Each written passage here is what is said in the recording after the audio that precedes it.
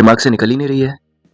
साहिल धनेश्वरा की दर्दनाक हत्या, 25 साल का इनोसेंट हैंडसम लड़का, सिंगल माँ का सिंगल बच्चा। वैसे ही कितनी तकलीफों से पाला होगा उसकी माँ ने उसको। एक सिंगल पेरेंट की हालत तुम्हें पता ही है क्या होती है इंडिया में।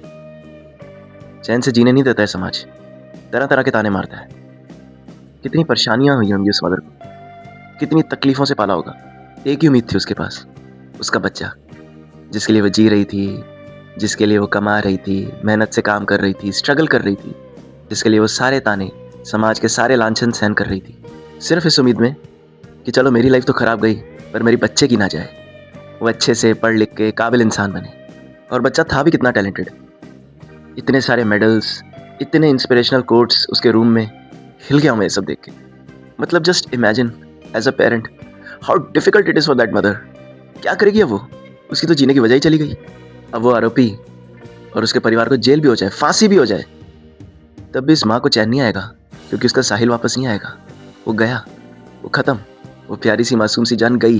वो लड़का जिसका भी जीवन शुरू ही होने वाला था, प्रोफेशनल लाइफ शुरू ही होने वाली थी, अब तक की सारी मेहनत उसकी और उसकी माँ की बर्बाद, खत्म, स्टोरी ओवर, फिनिश्ड, चैप्टर खत्म, फुल स्टॉप।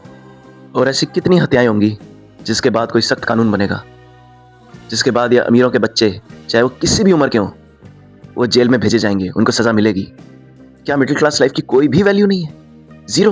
वो 19 साल का लड़का और उसकी बहन, जिसने अपने 25 लाख की गाड़ी के नीचे साहिल को कुचला, कोई शर्म नहीं है उन्हें, कोई पछतावा नहीं है, चेहरे पे कोई रिमोर्स नहीं है।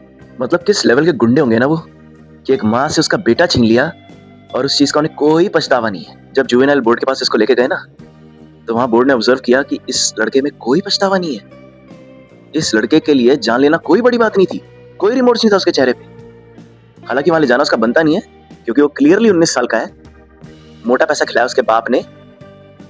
वहां लोगों ने ऑब्जर्व किया कि ये तो बिल्कुल ही बेशरम लोग हैं। ऐसा लग रहा है जैसे पहले कई लोगों को मार चुके हैं, ये कई जाने ले चुके हैं, इनके लिए कोई बड़ी बात नहीं है जान लेना। मैं तो कहता हूँ इस लड़के की, इसके बाप की, इसके परिवार की, इसके पूरे खानदान की फाइलें खुलें, पूरी इंक्वायरी बैठे और देखा जाए कि क्या कांड कर चुके हैं ये लोग, कितने लोग मारे हैं इन्होंने, कितना काला धन है इनके पास, क्या क्या क्राइम ये कर चुके हैं, सब निकाला जाए, सबका ऑडिट हो।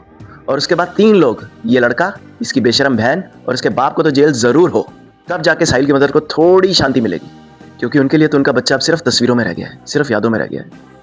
अब वो किसी भी तरीके से वापस नहीं आ सकता। वो गया, पर वो जहाँ भी होगा ना, वो पूछ रहा होगा कि मम्मा, मैंने और आपने इतने सारी मेहनत करी, इतने सपने सजाए, और एक अमीर बाप के लड़के ने सारे सपने उजाड़ दिए, सब खत्म कर दिया।